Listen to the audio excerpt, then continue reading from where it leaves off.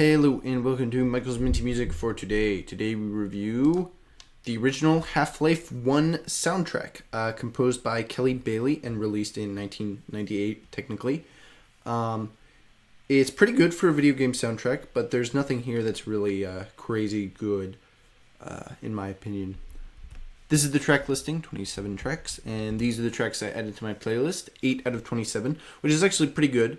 Considering some of them are pretty short and they're all ambient instrumental tracks. And then overall, as an album, it's pretty good, although, I mean, it's still a video game soundtrack. It's kind of the epitome of the genre, I guess.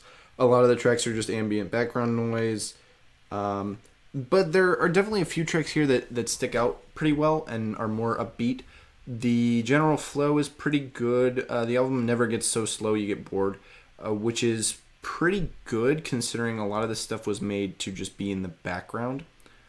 So like overall, I would say it's pretty nice to listen to even on its own, although it's not great to listen to it on its own, but it is pretty decent. So that's pretty good.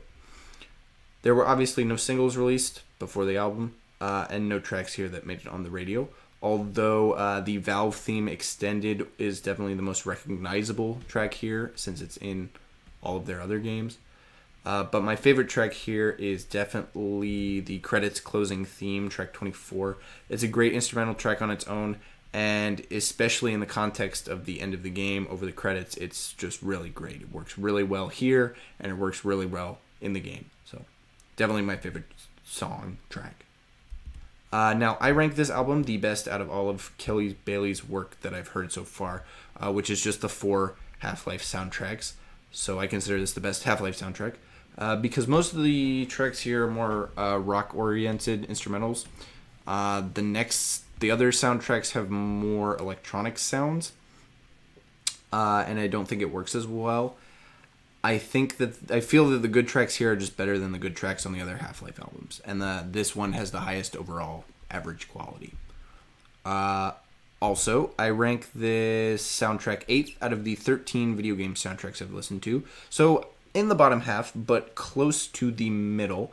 This soundtrack is definitely good, but it's not as outstanding or innovative as some of the other soundtracks I've listened to, like the Splatoon soundtracks, so overall it's alright. However, this album does take my top spot from 1998. It beats out, the only album it beats out is Train's debut album, Train, which is alright, but not great. It's kind of a close spot here because Train's debut also has a few good tracks that stand out well. But in the end, I think the Half-Life soundtrack just manages to hit a higher level of quality, so it takes the top spot. Next up is the 1998 album Walking into Clarksdale by Jimmy Page and Robert Plant, both formerly of Led Zeppelin.